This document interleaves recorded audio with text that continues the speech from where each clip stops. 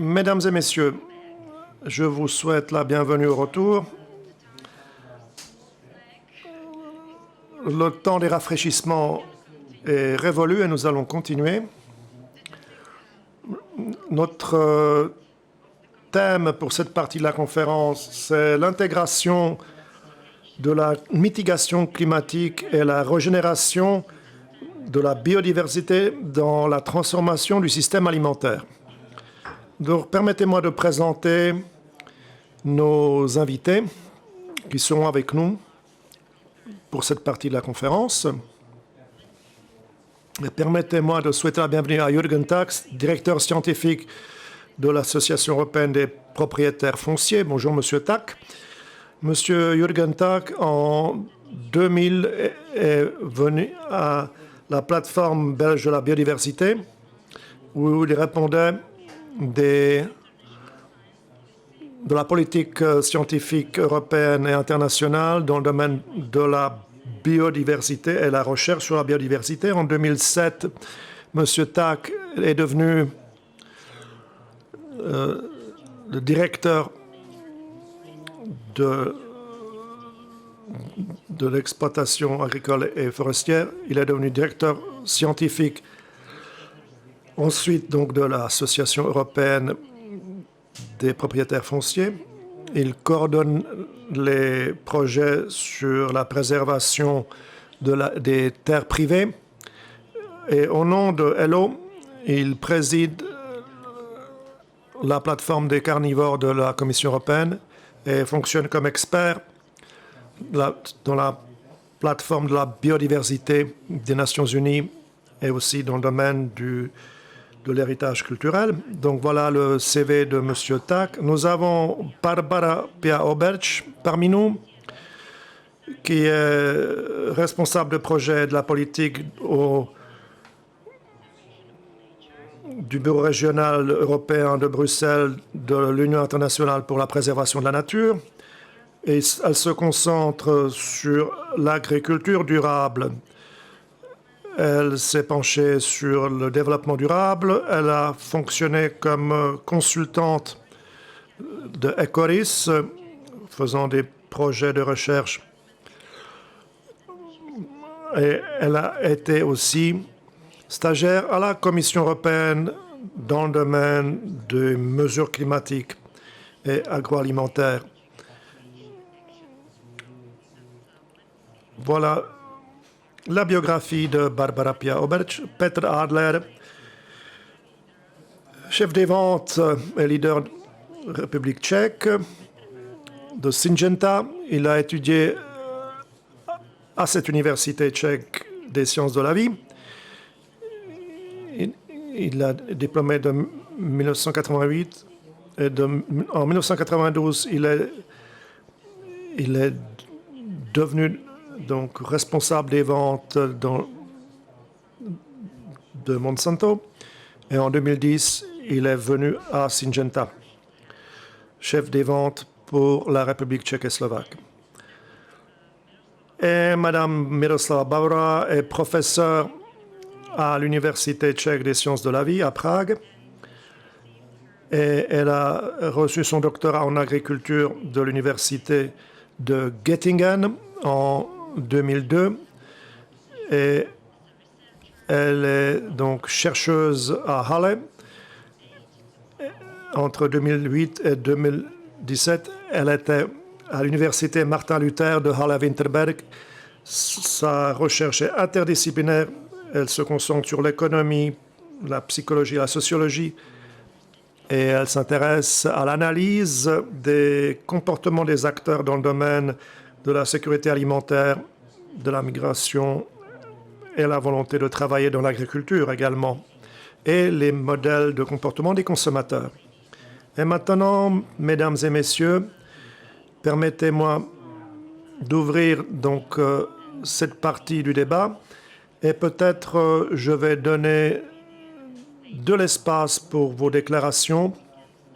Mais nous allons commencer avec M. Jürgen Tack. Donc, je vais donner la parole à M. Jürgen Tack. Merci beaucoup. Je dois dire, qu'est-ce que vous faites si vous voulez faire un défi, vous mettez changement climatique, la perte de la biodiversité et la transformation de la chaîne alimentaire. Donc ce sont 3 défis qui sont interconnectés. Nous savons que le changement climatique, l'augmentation des températures, la température moyenne s'élève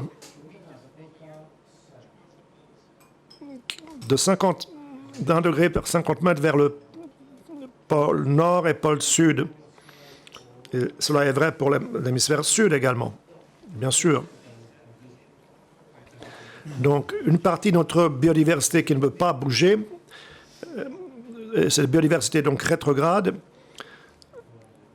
ce qui rend certains mammifères, certains insectes entrent dans de nouveaux habitats où ils ne trouvent pas la nourriture nécessaire et on court le risque. Donc ce qui se passe aujourd'hui dans le domaine de la biodiversité mène à une perte de biodiversité. Mais ce n'est pas le seul problème, parce que l'agriculture également peut mener à des problèmes dans le domaine de la biodiversité. Le climat exacerbe cela. En général, il y a 2 stratégies pour combattre les changements climatiques, l'adaptation ou la mitigation. L'adaptation est une stratégie typique des individus. Vous n'êtes pas capable de gérer la mitigation et les stratégies similaires. La mitigation est une stratégie typique pour des grandes organisations, les gouvernements, etc. Les fermiers sont des individus typiques, donc ils travaillent dans le domaine de l'adaptation pendant des décennies. Pour vous donner des exemples, prenons l'exemple du carbone en Europe. Donc la production de carbone augmente et elle n'est pas liée uniquement au fait que nous avons besoin de cela pour la nourriture des animaux, mais c'est les conditions de la température sont liées donc à la production du maïs. Et donc le maïs est devenu un produit intéressant. En Afrique du Sud, vous prenez les pommes Granny Smith vertes, qui étaient le symbole de la province du Cap. Et ces pommes étaient en grande quantité en Afrique du Sud. Maintenant, elles se cultivent au nord de l'Afrique. Nous avons le Champagne, les grandes maisons de Champagne achètent des terres au Royaume-Uni parce que les conditions sont meilleures pour faire du bon champagne en Angleterre. Donc vous voyez que les fermiers, les agriculteurs s'adaptent. Je pense au pacte vert et Fit for 55, de la ferme à la fourchette. Les nouvelles politiques agricoles montrent que nous sommes en train de réaliser cette transformation de l'adaptation vers la mitigation. Et le piégeage du carbone et les autres procédés mènent vers un service pour lequel nous pouvons payer. Si vous êtes capable de faire ces services pour les écosystèmes, nous pouvons baisser le risque pour les agriculteurs. Si vous ne payez pas seulement pour la nourriture qu'ils produisent, mais aussi pour les services qu'ils fournissent. Et en raison de cela, les fermiers en général développent une attitude positive vis-à-vis des stratégies d'adaptation et de mitigation du changement climatique. Et donc, en ce qui est de la biodiversité, c'est un peu plus compliqué.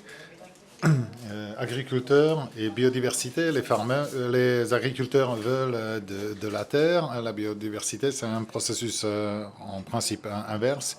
En agriculture, il faut s'adapter, il faut mitiger. Et protection de la nature, c'est notamment la mitigation. Assez souvent, la protection de la nature s'oppose à l'adaptation parce que si on veut conserver l'état de la nature, on veut garder quelque chose, on veut le conserver. Et la protection stricte des habitats des espèces en mouvement, ce n'est pas toujours un choix écologique. On voit qu'il y a des forêts qui disparaissent à cause de climat, mais également à cause de mélange des espèces qui proviennent d'autres régions. Ensuite, il y a également le partage de terres.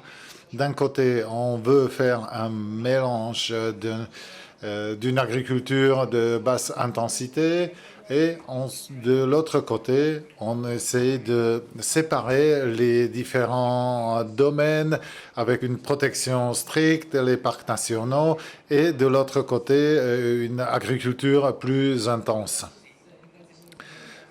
Ce qu'on voit également, et cela me paraît assez bizarre, on a de plus en plus de mesures dans l'agriculture. Il y a des subventions dans le cadre desquelles il faut prouver qu'on crée de la biodiversité. Les organismes de protection de la nature, ils ont des subventions depuis 50 ans et on perd toujours de la biodiversité. La question a été posée ce matin, est-ce qu'il faut une évolution ou une révolution? En général, on a la tendance de dire qu'il faut prendre de plus en plus une position extrême en parlant de la biodiversité dans l'agriculture. Pour les propriétaires des terres, la terre, c'est leur capital. Il faut garder la terre de bonne qualité pour les générations prochaines. Mais pour la garder en bonne qualité, ils ont besoin d'un modèle économique durable. Et donc les propriétaires tiennent compte que la problématique du changement climatique doit être résolue. Ils ont besoin d'un modèle commercial pour protéger les terres sur lesquelles ils vivent. Alors, on n'est pas pour une agriculture intense à 100%, ni pour la protection à 100%. Il faut un mélange des deux. Nous avons aujourd'hui les médias sociaux et on voit toujours que les médias sociaux promouvoient des opinions de plus en plus extrêmes sur Twitter. Il y a uniquement 180 caractères. Donc, c'est plus facile d'être à 100% contre ou 100% pour que de dire oui, mais... Et la discussion alors devient de moins en moins possible. Aujourd'hui, à cause de la crise en Ukraine, la sécurité alimentaire devient une question urgente à l'ordre du jour. Et si on doit lutter contre le changement climatique, pour la biodiversité, j'ai travaillé 12 ans en Afrique, je dois dire que si les gens ont faim, la biodiversité, ça ne les intéresse pas. Mais en même temps, si on perd de la biodiversité, il y a des changements climatiques et ça a un impact négatif sur la sécurité alimentaire. Donc c'est fortement relié. Et le monde d'aujourd'hui est de plus en plus compliqué. Il faut de plus en plus d'experts, mais si on a de plus en plus d'experts, ils en savent de plus en plus et c'est de plus en plus difficile de se mettre d'accord. Il y a une vue d'hélicoptère et les gens en savent de moins en moins sur de plus en plus de choses. Et donc le message que je vous apporte dans ce débat, on a besoin des opinions nuancées. Ceci ne peut pas se faire par le biais des social médias. La seule possibilité dans ce monde de plus en plus complexe, il faut trouver des solutions pour la biodiversité, pour le climat, pour la sécurité alimentaire. Les terres, c'est le capital des propriétaires de terres. Je pense que cela vaut pour les gens du monde entier. Merci beaucoup. Et Barbara Pia Auberge, vous avez 5 minutes pour votre introduction. Merci beaucoup. Je suis désolé de ne pas pouvoir être parmi vous, de se connecter à distance, mais c'est comme ça. En fait, je suis là pour représenter la biodiversité dans le cadre de ces discussions. Nous sommes représentés pour lutter contre la disparition de la biodiversité, contre le changement climatique qui apporte des crises d'existence. Et on veut persuader ceux qui prennent les décisions de contribuer à la protection de la nature. Et donc, pourquoi l'agriculture est pour nous prioritaire? On a constaté qu'il y a des pressions de plus en plus importantes. Il y a également une pression sur l'agriculture liée à la biodiversité. C'est très important. Il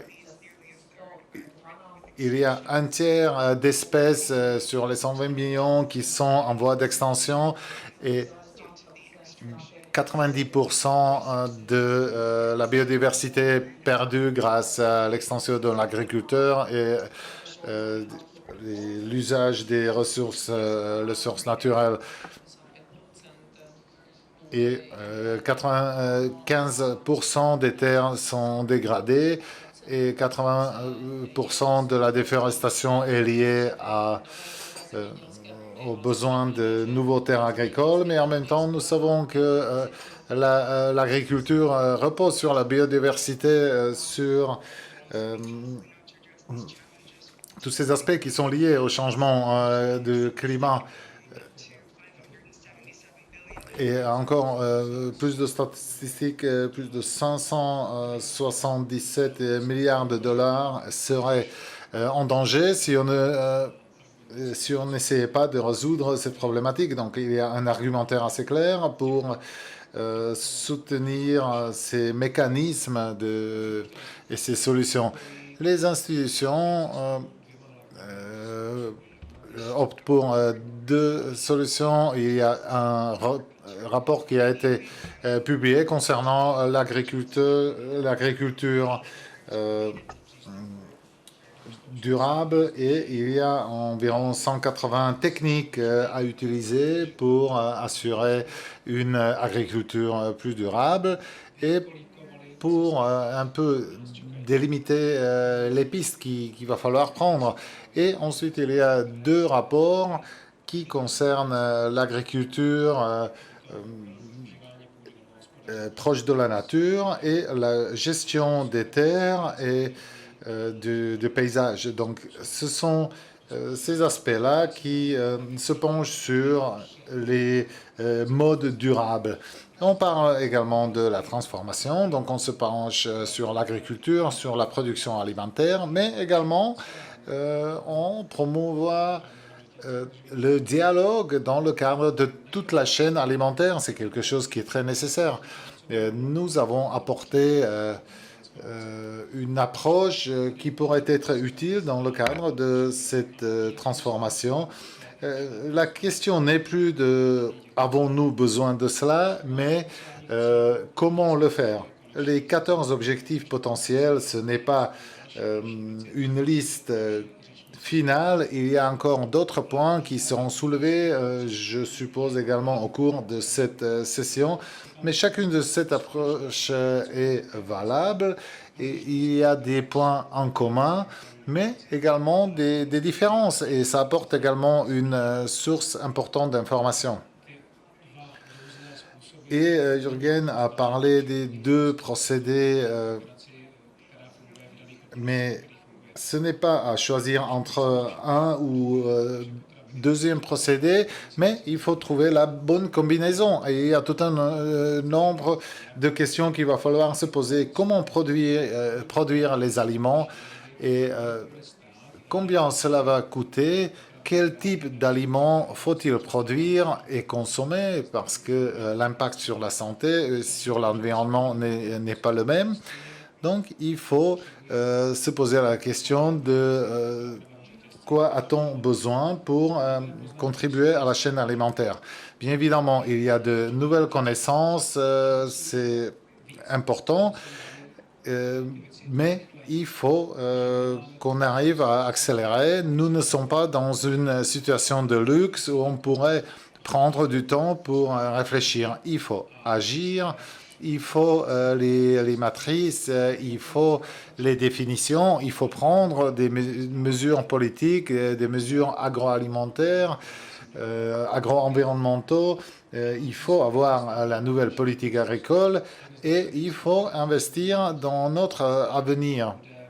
Je suis persuadé que nous allons également évoquer les coûts de cette période de transition et cette transition va exiger des investissements. Il va falloir transférer les subventions et c'est comme un crédit hypothécaire. C'est le choix entre un crédit hypothécaire ou un loyer. Donc, du point de vue de court terme, c'est un mois pour payer le loyer. Et après, d'ici, si vous optez pour le crédit hypothécaire, d'ici 2030, on peut déjà voir des mécanismes naturels qui fonctionnent mieux, la structure de la terre, etc., qui fonctionne mieux. Et on peut combler ces lacunes de cette manière-là. Il faut travailler sur la conservation de la nature. Il faut avoir des moyens. Certains investissent dans les cigarettes, des boissons non alcooliques et pratiquement la moitié des choses pourraient se passer d'investissement du tout. On pourrait avoir des politiques plus intelligentes. Il faut mieux décider à propos des investissements. La transition, on ne peut la faire qu'ensemble pour transformer nos systèmes alimentaires et chacun parmi nous fait partie de ce système de la ferme à la fourchette. Il faut avoir un dialogue entre toutes les parties prenantes et c'est tout à fait important. Et il va falloir également un cadre clair des politiques qui nous permettra de le faire.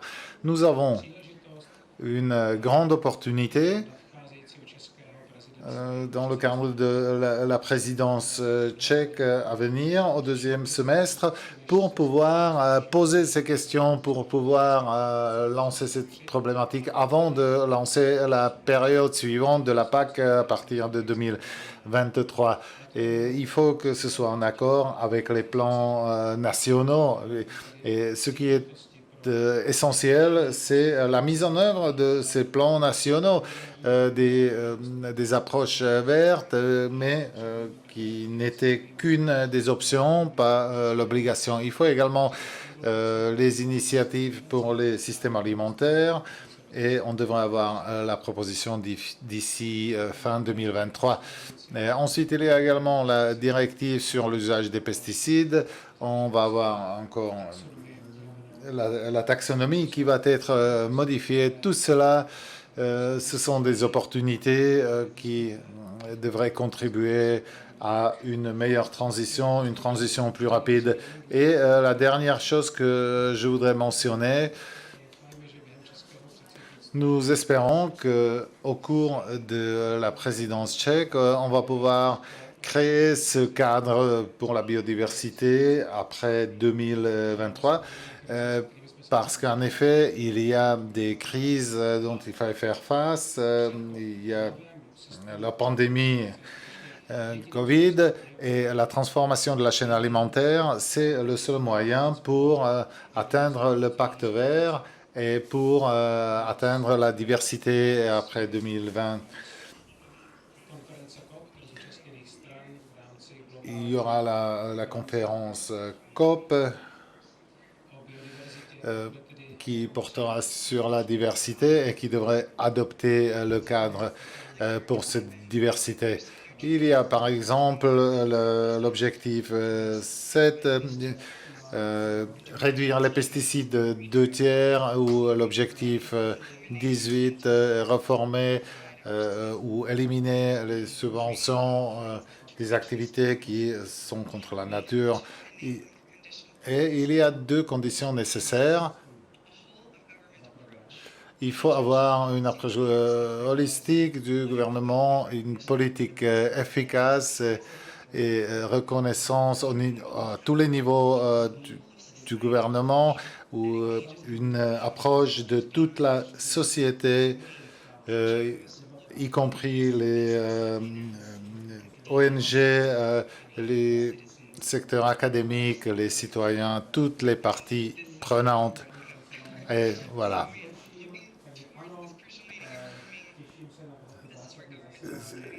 Je pense que le gouvernement, la société doit déterminer les priorités pour allouer les moyens pour investir dans ce domaine. Et je vais écouter avec intérêt de ce que les autres intervenants vont nous dire, et j'espère qu'on va pouvoir réussir cette transition. On va voir ce que la présidence tchèque va nous apporter. Et c'était donc Barbara Pia-Oberch. Et maintenant, Madame Miroslava Bavorova, qui est chez soi ici.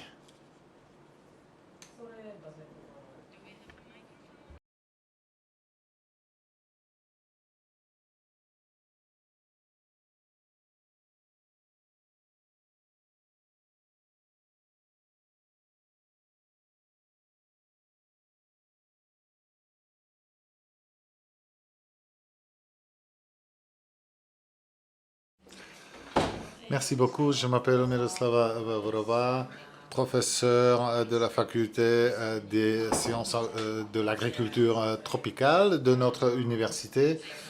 Et ce que je voudrais dire tout d'abord, c'est que la plupart des sujets ont déjà été mentionnés.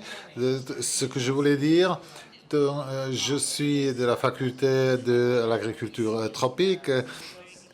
Nous traitons des sujets assez globaux. Nous avons des étudiants en Afrique, en Amérique, en Asie, mais également en Europe, en Russie. Et ce que je voulais souligner, le changement de climat et la perte de la biodiversité, c'est un sujet global.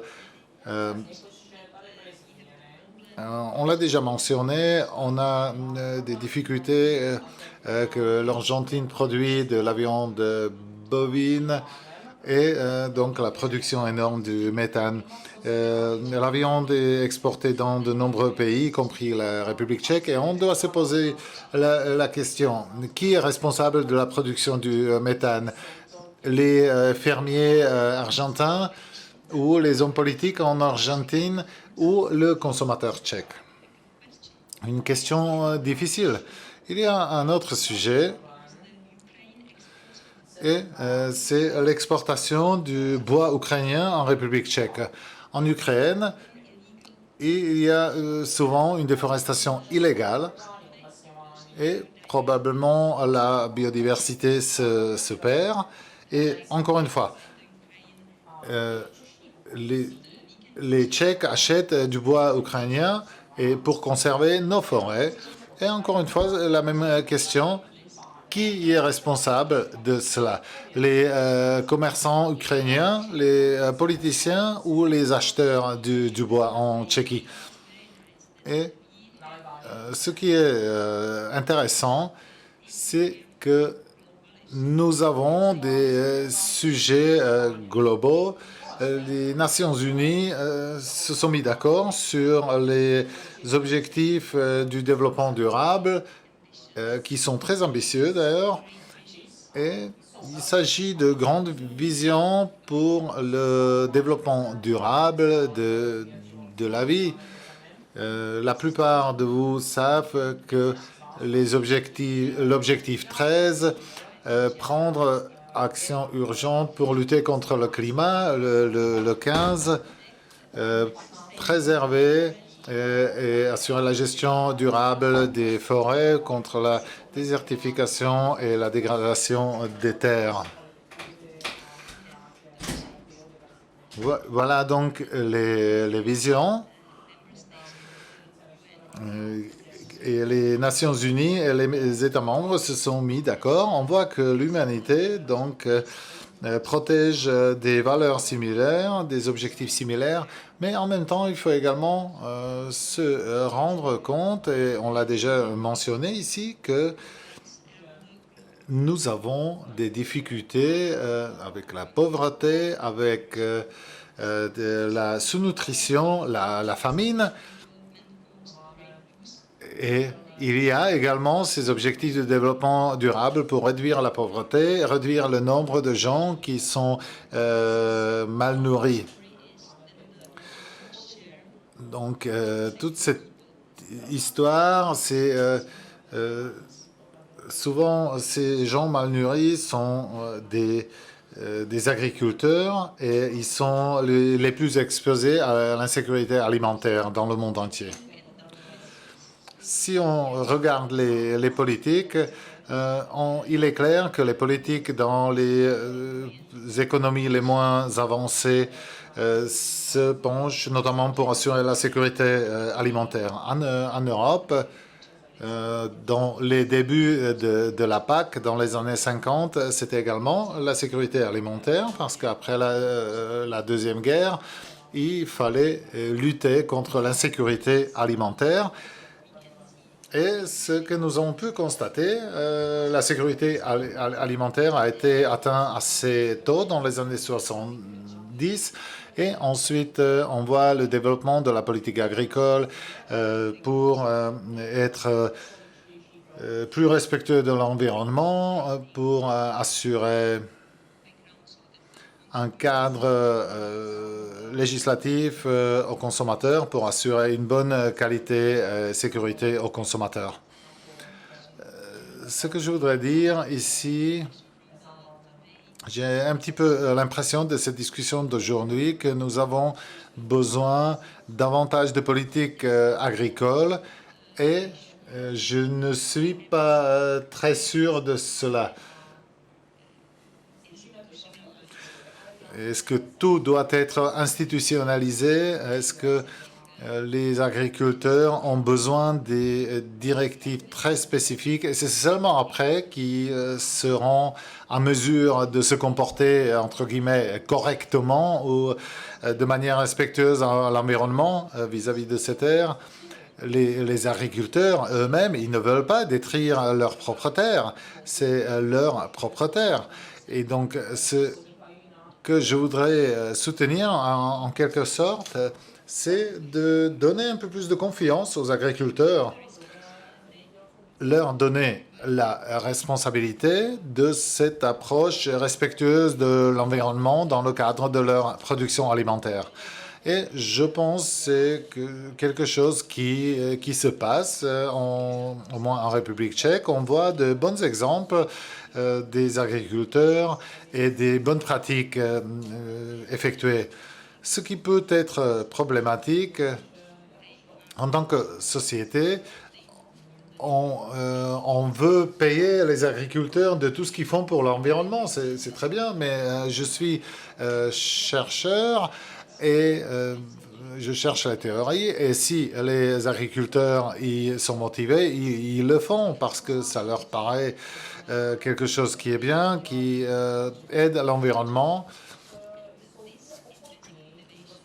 Et ce genre de motivation, si elle est trop extensive, ça peut détruire tout parce que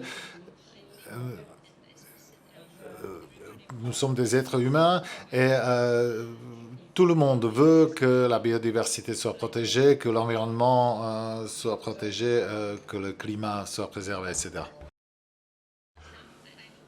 Donc, je veux mentionner l'exemple de la politique agricole en Australie et en Nouvelle-Zélande, parce que la plupart des pays des États-Unis et l'Union européenne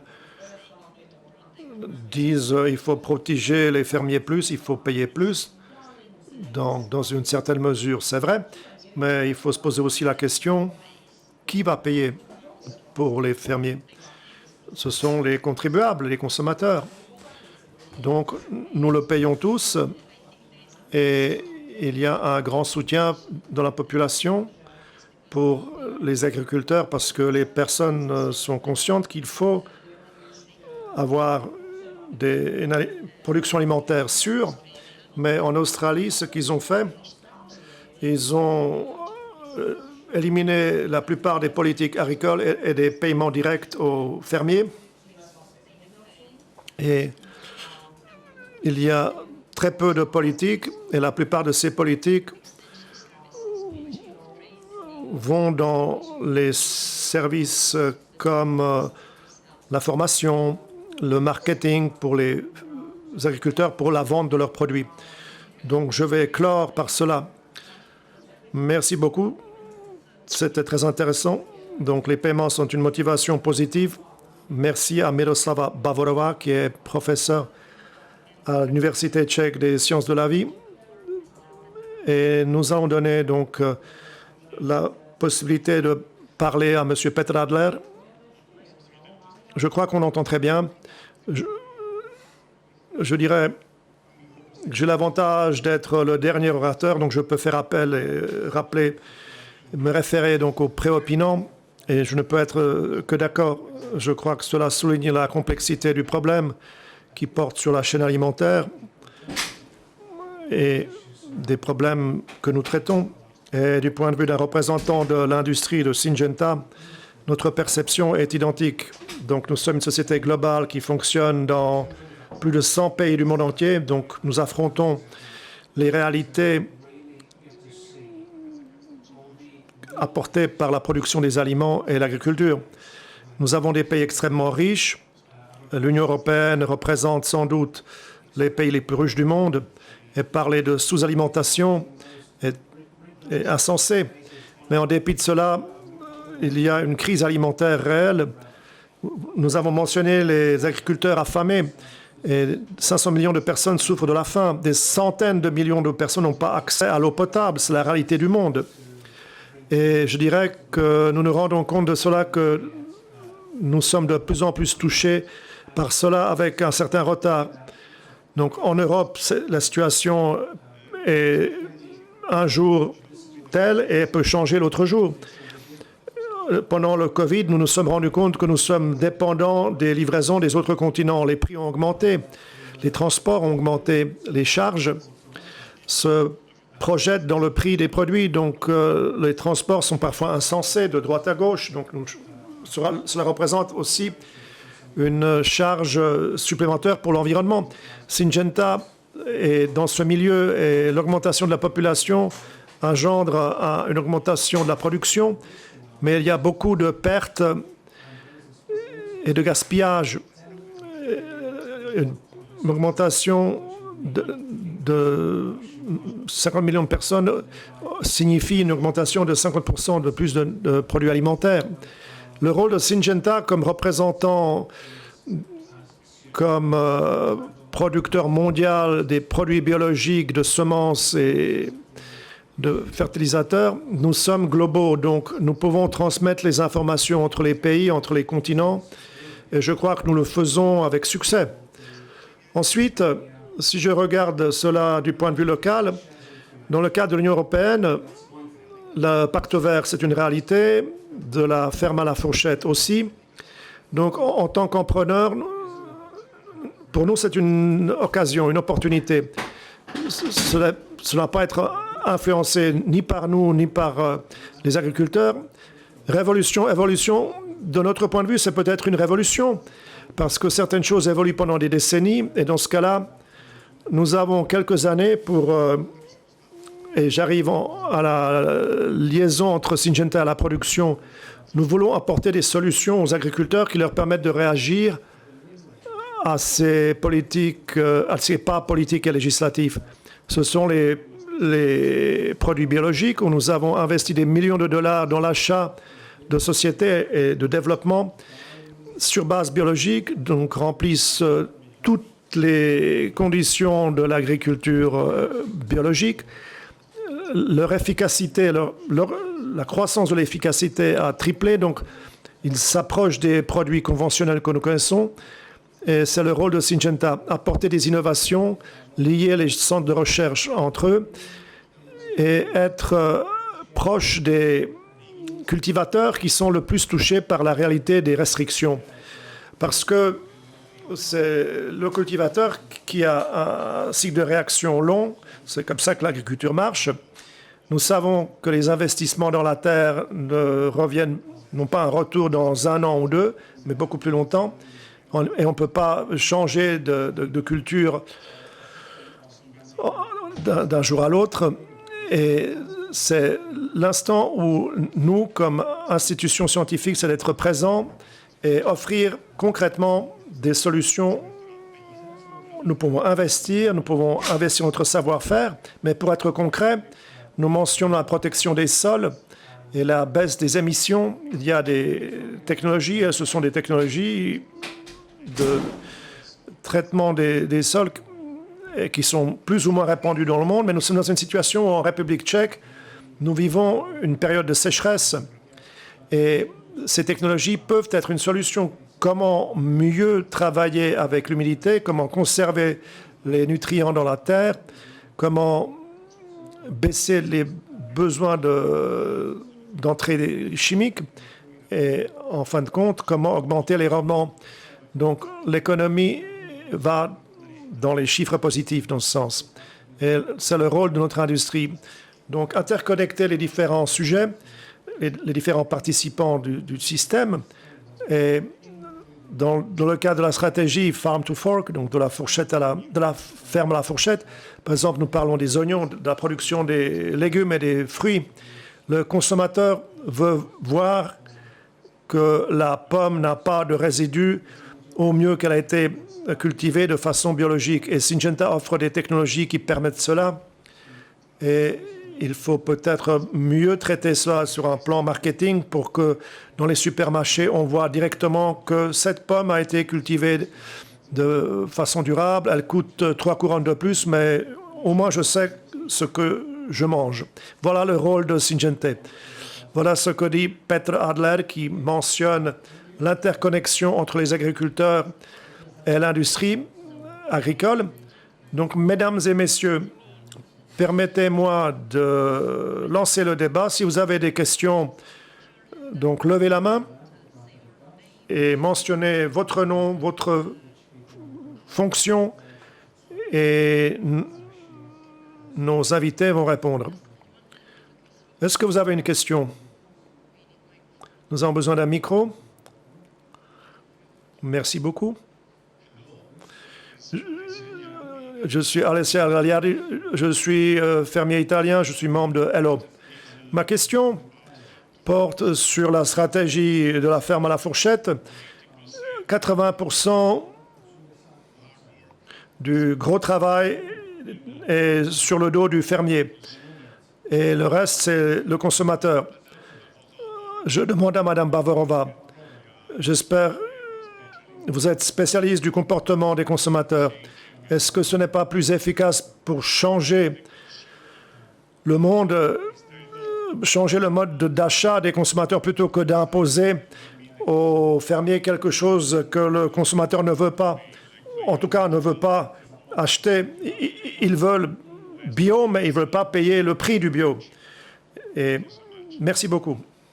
Merci pour votre question. Merci pour votre question. Je suis tout à fait d'accord. La chaîne de la valeur agroalimentaire est menée par les consommateurs. Et c'est normal dans les économies de marché. Nous avons donc l'expérience de la planification communiste. C'était complètement différent. C'est l'État qui décidait quels produits seraient produits. Et ça ne fonctionnait pas très bien. Donc je suis tout à fait d'accord avec l'éducation du consommateur. Et en fait, je crois que c'est ce produit de bas en haut. Et c'est positif.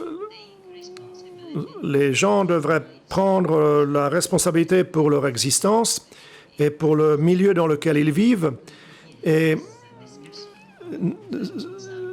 si nous menons ce débat, est-ce qu'il faut consommer de la viande ou pas? Oui ou non? Je crois que nous devons choisir la voie médiane. Certains pays, comme les États-Unis, consomment 120 kilos de viande par tête par année. Et nous avons des pays comme la République tchèque où nous avons une consommation de 80 kg. Et nous avons de nombreux pays comme l'Inde, le Népal, où la consommation de viande est de 4 kilos par tête par année. Il y a beaucoup de modèles, ou de modèles de vie, ou de modèles d'entreprise. Comment vivre? Je ne veux pas juger, mais si vous allez dans un village en Inde, en Zambie, en Afrique, vous voyez que ces gens ne consomment pas autant. Ils ont une consommation très basse de tout par rapport à nous. Donc je crois que nous devons avoir tout cela à l'esprit lorsque nous prenons des décisions. Et nous devons avoir une vision, nous devons en parler, nous devons soutenir nos fermiers pour qu'ils fassent des bénéfices et qu'ils soient profitables à la société. Mais si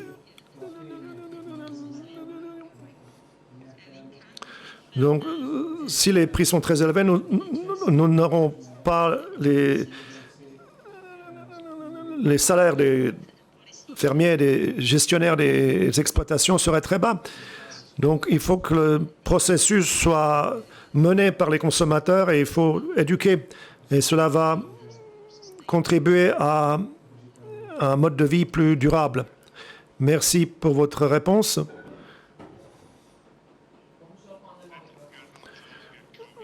Nous ne sommes plus communistes. En Europe, dans l'Union européenne, il faut évoluer vers un mode de fonctionnement de marché. Merci pour la plaisanterie. Est-ce que quelqu'un d'autre veut poser une question dans l'auditoire?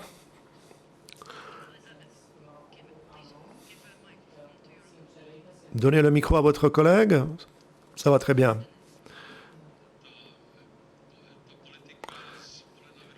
Cette politique de la ferme à la fourchette est une très belle idée, mais je connais plusieurs exploitants qui ont lancé ce processus. Et si vous parlez avec un financier, ils sont en chiffre rouge. Une chose est produire de la viande. La deuxième chose, vous devez avoir vos propres abattoirs, vous devez avoir les bouchers qui sont capables de présenter les produits et des vendeurs qui vont le vendre. Donc, ce n'est pas facile. Et l'avantage de la viande fraîche, parce que j'ai de l'expérience d'une entreprise de charcuterie qui travaille avec de la viande fraîche, mais vous avez le client qui vient dans leur magasin et il pense que ce sera un produit qui sera meilleur marché que dans un supermarché. C'est la grande erreur. C'est des produits de qualité, mais ils sont en perte parce qu'ils ont besoin de spécialistes et ces spécialistes sont très rares et il faut les payer. Merci pour cette constatation. Monsieur dans le deuxième rang. Bonjour. Bon après-midi. Je suis Madame Chebesta, je suis consultant en politique agricole à Bruxelles et à Prague.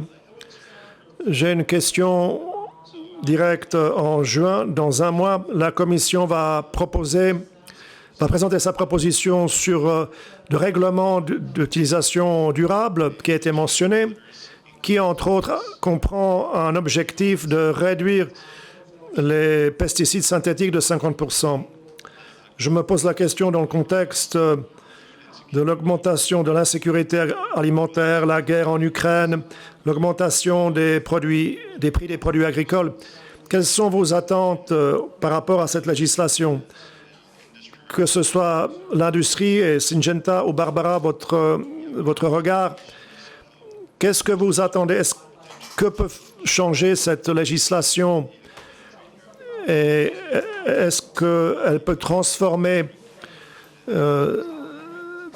l'agriculture en Europe en plus durable? Voilà, question pour Petre Adler et pour Barbara Pia-Oberch. Petre, je l'ai déjà dit, nous pouvons avoir un regard divers sur ces initiatives européennes, mais le fait, c'est que nous n'avons pas changé les choses. La situation existe et du point de vue à long terme, c'est correct. Nous sommes tous d'accord qu'il faut préserver la qualité des sols et de l'environnement pour les générations à venir, que je ne vois pas dans la salle, mais peut-être qu'ils nous font confiance. Syngenta voit la situation ainsi. Nous devons présenter des solutions qui soient capables de fonctionner dans ces limites. Et nous apportons ces innovations, nous apportons ces solutions et nous investissons. Et cela a déjà été mentionné, le fait que l'Europe ne peut pas être le silo à blé du monde entier. Nous avons un potentiel ailleurs et on peut augmenter les rendements. Nous sommes dans une situation où l'Europe n'a pas besoin d'augmenter les rendements. Nous pouvons nous permettre une petite baisse si c'est au nom d'une exploitation durable à long terme. Et c'est dans l'engagement de nos sociétés apporter des produits sains de façon durable. Donc, nous avons des problèmes partout, donc essayons de préserver cela. Mais la solution de la crise alimentaire doit aussi se faire en dehors de l'Europe.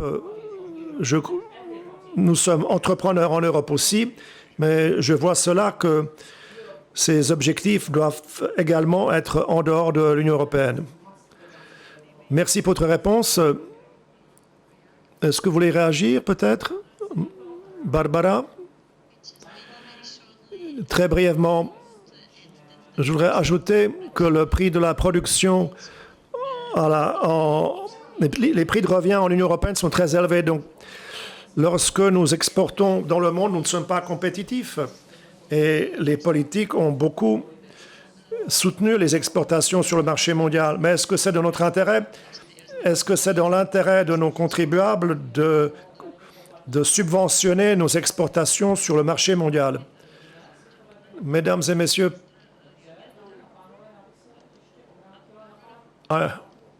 Barbara? Je ne sais pas si vous m'entendez. J'espère que j'ai bien compris la question. Mais il y avait la question sur les objectifs en pesticides qui m'a été également adressée. Je voulais seulement dire que nous avons regardé les objectifs européens et donc nous avons des objectifs dans la stratégie de la biodiversité. Mais il y a aussi cet objectif dans le cadre global de la biodiversité. Donc globalement, il faut que nous allions vers ces objectifs, pas seulement en Europe. Et j'ai apprécié ce que M. Adler de Syngenta a dit. Oui, il faut que nous évoluions dans ce sens et je crois que c'est excellent.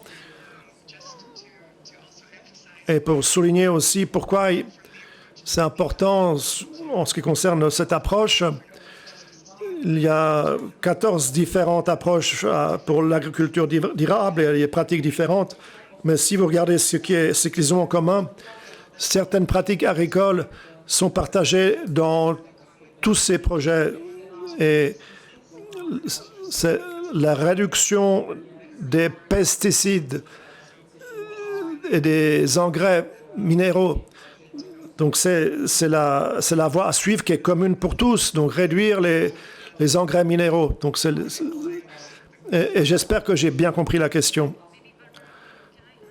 Barbara, est-ce que je peux vous poser la question? Comment est-ce que nous pouvons promouvoir la collaboration entre les acteurs privés et publics et soutenir les synergies et les initiatives dans le monde de l'entreprise? promouvoir le dialogue est un des instruments prédominants que nous avons. Et le Forum pour l'agriculture de l'avenir, c'est un moyen excellent justement pour faire cela, pour présenter les différentes opinions et pour en fait permettre à tout le monde de s'impliquer dans cette transition. À Bruxelles, nous organisons des tables rondes et c'était à l'époque la nouvelle architecture verte de la PAC qui maintenant existe, et nous avons fait cela en coopération directe avec la DG Agri et avec le commissaire pour l'agriculture. Et ce qui était unique, c'est que nous avons réuni les représentants de l'agriculture et de l'environnement qui normalement n'avaient pas de forum participatif et ouvert où ils pouvaient discuter ouvertement. Et cela a eu beaucoup de succès. Nous avons présenté les résultats aux États membres qui voulaient faire quelque chose de similaire au niveau des différents États. Donc c'est quelque chose où nous ne pouvons pas être répartis dans nos silos et parler aux convertis déjà. Donc c'est quelque chose qui n'est pas productif. Donc c'était excellent de pouvoir travailler de cette façon. Et nous avons trouvé des points communs. Les pollinisateurs, c'était excellent parce que tout le monde pouvait soutenir cela. Donc nous avons besoin de points communs et pouvoir... Je voulais seulement ajouter le regard de la République tchèque. Nous avons un programme qui s'appelle Regarde le champ. C'est un modèle de communication des fermiers, des entrepreneurs dans l'agriculture, où des terrains sont attribués et on peut regarder les différences entre un champ qui a été traité, un champ qui n'a pas été traité par des produits, et donc on peut voir les résultats. Donc c'est aussi un mode de dialogue. Donc Peter Adler a suscité une nouvelle question pour Jürgen Tak. Quelles sont les mesures concrètes qui peuvent augmenter la biodiversité dans le domaine de l'agriculture? Des exemples concrets. Je pense que c'est dans le mot biodiversité en tant que tel. On doit être, en préparant les politiques, il faut faire énormément attention à propos des terres. L'agriculteur, il est expert et ce qu'il fait ou ce qu'elle fait, il applique son savoir-faire. Et si on donne plusieurs options à ces gens, les gens peuvent choisir eux-mêmes comment résoudre le problème. Ils vont prendre la responsabilité. Si on met les politiques, on ne leur donne plus cette possibilité de choisir, et automatiquement ils vont dire qui à Bruxelles ou partout ailleurs en Europe peut me dire ce que je dois faire. Donc il faut leur donner une diversité de possibilités, une liberté de choix de comment s'y attacher. C'est très important. Merci beaucoup, mesdames et messieurs. Il est 13h20. Je pense qu'on n'a plus le temps pour prolonger le débat. Donc peut-être une dernière question. Et je vous prie d'avoir des réponses rapides. Marcela Izberova, Chambre agricole de district de Trutnov. Je ne sais pas à qui m'adresser avec ma question, mais nous savons aujourd'hui que la nouvelle PAC ne sera pas très favorable aux agriculteurs. On sait qu'on sera énormément limité. J'ai appris ici que même si la Commission européenne sait que les agriculteurs tchèques consomment peu de pesticides et se comportent de manière assez raisonnable. Ce n'est pas suffisant, on va davantage les limiter. Bien évidemment, je pose la question, l'agriculteur, il a besoin de subventions, donc il se laissera se limiter, il va produire un animal, cultiver une culture, il va vouloir vendre et on se heurte à un aspect concret. On limite les pesticides, les engrais minéraux, on améliore la biodiversité, on réduit les surfaces cultivées, mais les subventions ne peuvent pas tout compenser. Vous devez produire, vous devez les mettre sur le marché et vous êtes confronté à un environnement de marché. Et le marché nous dit, cela ne nous intéresse pas, le consommateur, il ne veut pas payer une seule couronne de plus. Et c'est l'agriculteur qui porte toutes les charges. Si la nouvelle PAC limite énormément les agriculteurs, comment persuader le consommateur qu'il achète à un prix supérieur? Merci. Peut-être une question à Madame Bavorova. Oui, c'est une question délicate.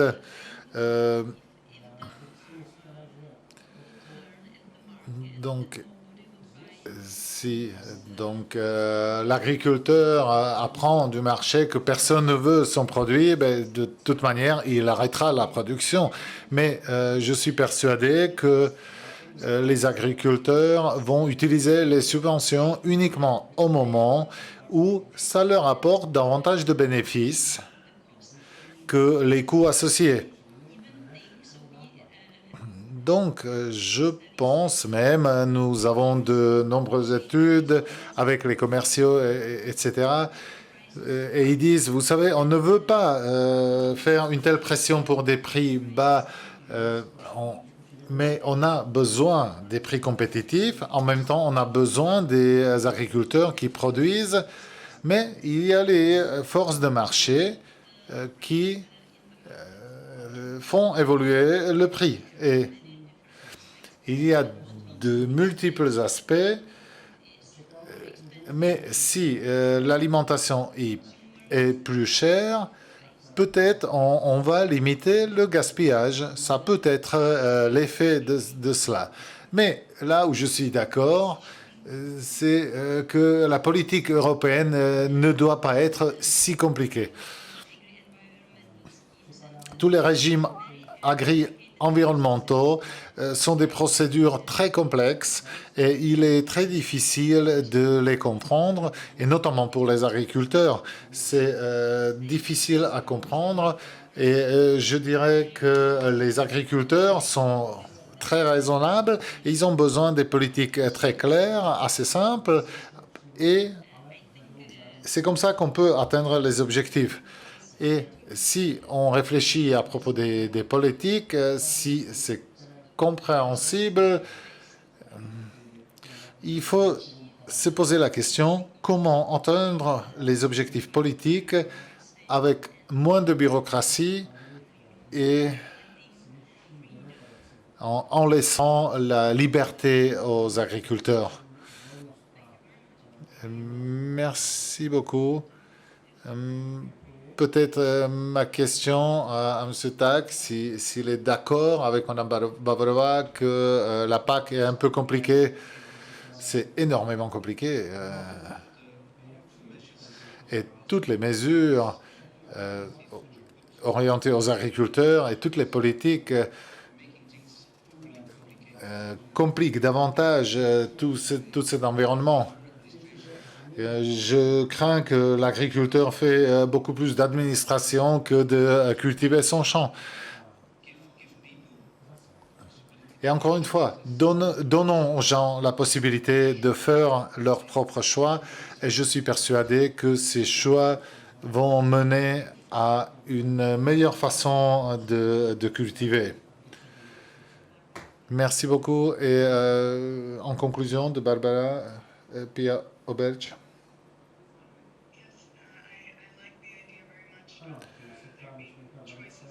Oui, je suis tout à fait d'accord. C'est bien d'avoir les choix, d'avoir les options et espérons que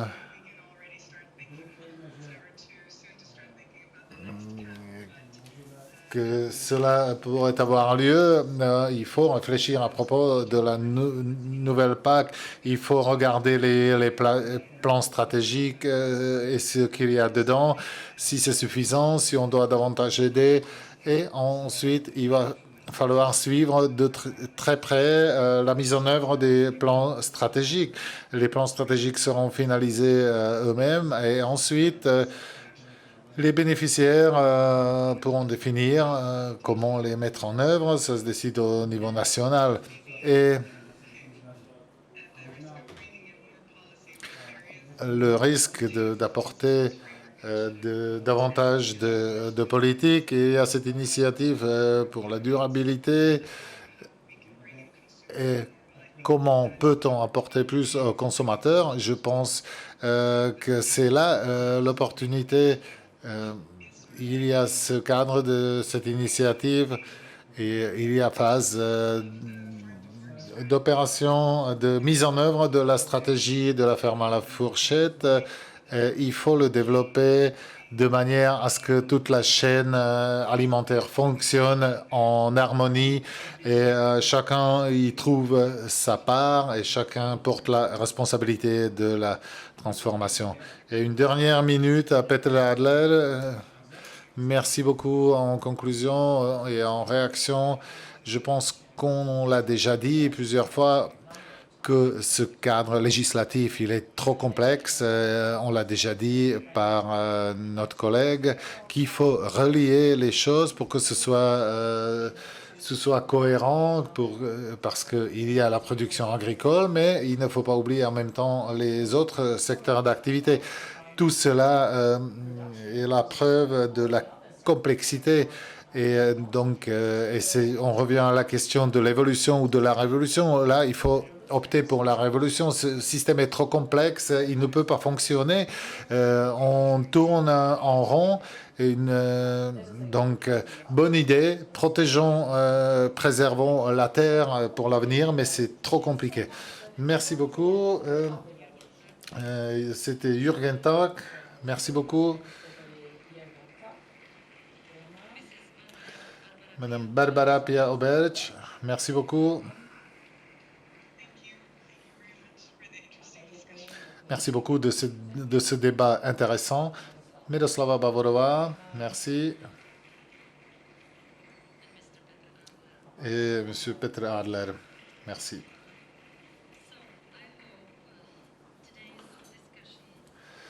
J'espère que le débat d'aujourd'hui a été source d'inspiration pour nous tous.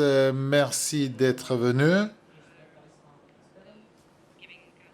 Merci d'avoir partagé avec nous vos questions. Et la session suivante concernant le type de forêt que nous voulons sur base des scénarios de changement climatique. On aura Alexandro Cescati, scientifique qui sera là à 14h45. Donc, si vous êtes là à cette heure-ci, on va se rejoindre pour cette suite. Et là, vous avez la pause déjeuner. Bon appétit, bon séjour à Prague et au revoir.